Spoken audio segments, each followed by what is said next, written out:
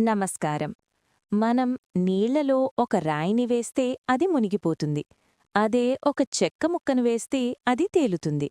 ఇది ఆ వస్తువు యొక్క సాంద్రత అంటే డెన్సిటీ మీద ఆధారపడి ఉంటుంది. కాని మన అంతరిక్షంలో ఒక భారీ గ్రహం ఉంది. అది మన భూమి కంటే చాలా పెద్దది. కాని దానిని గనక ఒక పెద్ద సముద్రంలో వేస్తే అది మునిగిపోకుండా నీటిపై తేలుతుంది. ఆశ్చర్యంగా ఉంది కదా! ఆ వింత గ్రహం లరేదో కాదు, అందమైన వలయాలు ఉన్న శనిగ్రహం. ఎందుకు తేలుతుంది? శనిగ్రహం నీటిపై తేలడానికి కారణం దాని సాంద్రత. నీటి సాంద్రత సెంటీమీటర్ క్యూబ్కు 1 గ్రాము ఉంటే శనిగ్రహం యొక్క సగటు సాంద్రత కేవలం 0.687 గ్రాములు మాత్రమే.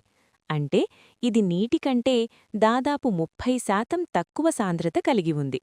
మన సౌరకుటుంబంలోని 8 గ్రహాలలో నీటికంటే తక్కువ సాంద్రత కలిగిన ఏకైక గ్రహం ఇదే. అందుకే ఒకవేళ శనిగ్రహం పట్టేంత పెద్ద నీటి కుంట ఉంటే అది అందులో ఒక బంతిలా తేలుతూ ఉంటుంది.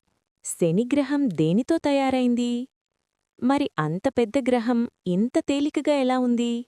ఎందుకంటే శనిగ్రహం భూమిలాగా రాళ్లతో, మట్టితో తయారైంది కాదు. ఇది ఒక గ్యాస్ జెయంట్. అంటే ఇది ఎక్కువగా హైడ్రోజన్ మరియు హీలియం వాయువులతో నిండి ఉంటుంది. దీనికి గట్టి ఉపరితలం అంటూ ఏమీ ఉండదు. దీని లోపలి భాగం చాలా వేడిగా ఉన్నప్పటికీ మొత్తం మీద చూస్తే ఇదొక గాలితో నిండిన ఒక భారీ బెలూన్ లాంటిది.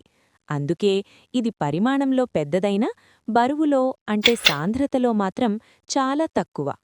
శనిగ్రహం తరువాత రెండవ తక్కువ సాంద్రత కలిగిన గ్రహం బృహస్పతి, జూపిటర్. కానీ అది నీటికంటే ఎక్కువ సాంద్రత కలిగి ఉంటుంది కాబట్టి అది నీటిలో మునిగిపోతుంది.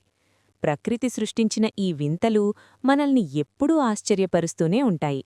ఆకాశంలో మెరిసే ఆ అందమైన వలయాల వెనుక ఇంతటి రహస్యం ఉందని మీకు ముందే తెలుసా? కామెంట్ చేయండి. మరిన్ని ఇంట్రెస్టింగ్ స్పేస్ మరియు సైన్స్ ఫ్యాక్ట్స్ కోసం ఇప్పుడే మా ఛానల్ని సబ్స్క్రైబ్ చేసుకోండి.